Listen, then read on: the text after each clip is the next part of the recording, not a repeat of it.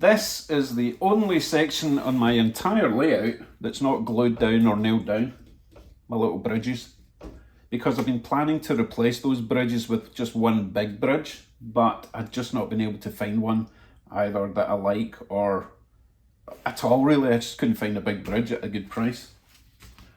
Until now.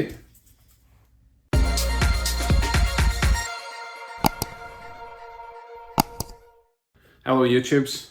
Picked this bridge up from the Brentford Model Railway Club open house a couple of weeks ago for a few dollars. It's still not as big as I would like. That's what she said. So I think what I'll do is I'm going to use this one and the other smaller version of this. Let me give you a closer look. So I think what I'll do is I'll move this one over to this section, and then this one should slot in there and fill the gap.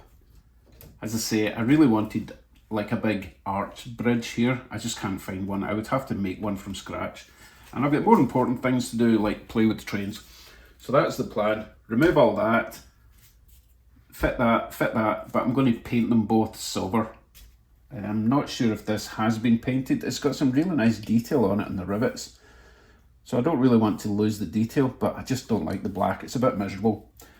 Now, because it's quite big, I'm going to take it out to the garage and just use a rattle can. I've got some silver that I used on my truck, but my truck is now sold. I don't need that colour of silver anymore, so let's use that up. So let's head out to the garage, get this painted, get that painted, and anything else painted that, you know, needs painted, because I've got a few other bridges to show you.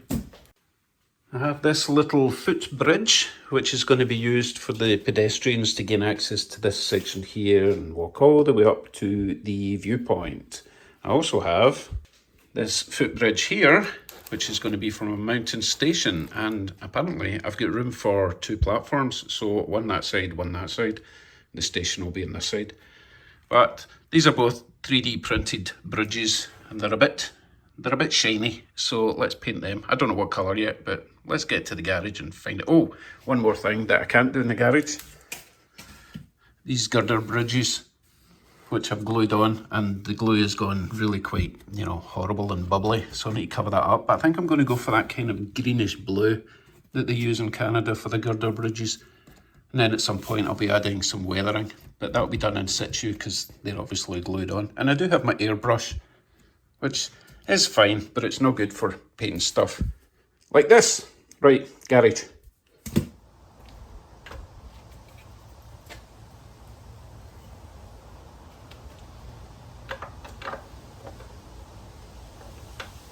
Let's get some wood and get these higher up.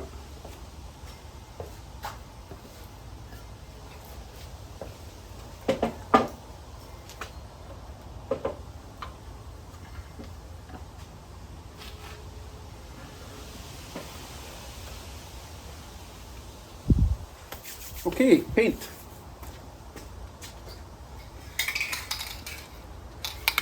Two slightly different silvers here. I'm going to go with this one because there's more of it.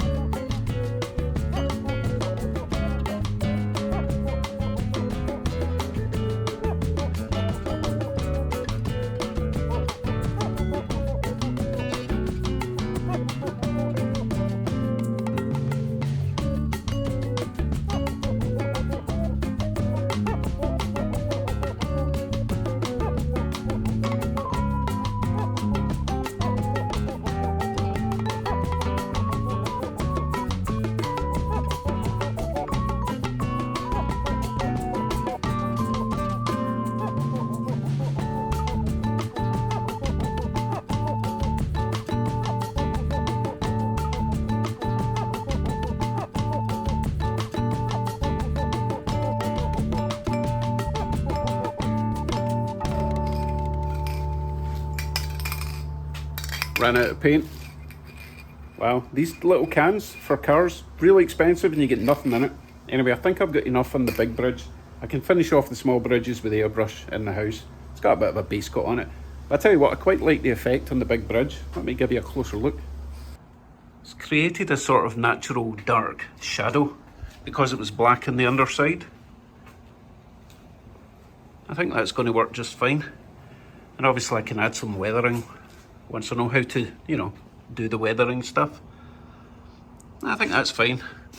These are a disaster, don't worry about them. Right, let them dry. Meanwhile, I'll go into the basement and finish off that bridge under support thing. If my calculations are correct, then I should be able to just lift this up. And I should have enough flex to be able to just pull it out of its connections without damaging anything. Excellent. Now, I'd have actually glued the middle section of track down, I believe. So I'm going to just rip that off. Or I could use one complete section of flex track, and then I don't have any joins in the middle. But I know this track works and I'm kind of running out. My flex track isn't the best. Let's jump off that bridge when we come to it. I see what I did there. Okay, so this is quite thick, but you know what, it's solid. If I just paint that black and then the bridge can sit on top, I think that'll work. I'm not too fussed about that looking like non-prototypical. It works, it'll do for now. Remember, this is my first layout and I'll probably be upgrading everything at some point. So let me get some black paint, get that done. Okay, change of plan, and please excuse the continuity error with my suddenly black again bridge. It dawned on me that this bridge might be a bit too high, and sure enough it is. Once I put track in this, it's going to be a bit 5mm too high. So yeah, I need to replace this. And I'm going to do it with a section of this hardwood. I've got more of it somewhere, but it's much thinner than that, and it'll be much easier to adjust the height to fit that bridge there.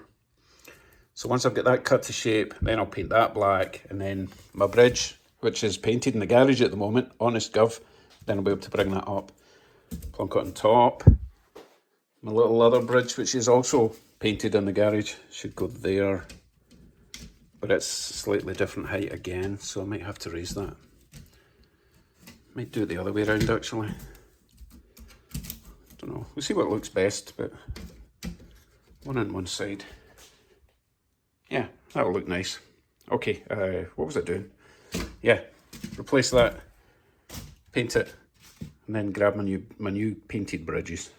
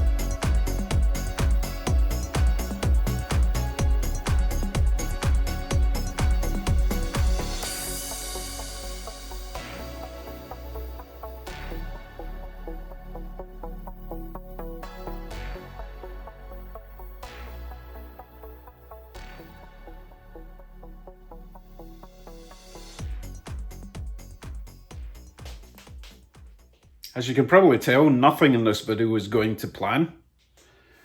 Let me go out and grab my big bridge. It should be dry by now, and I'll see you at the new bridge area.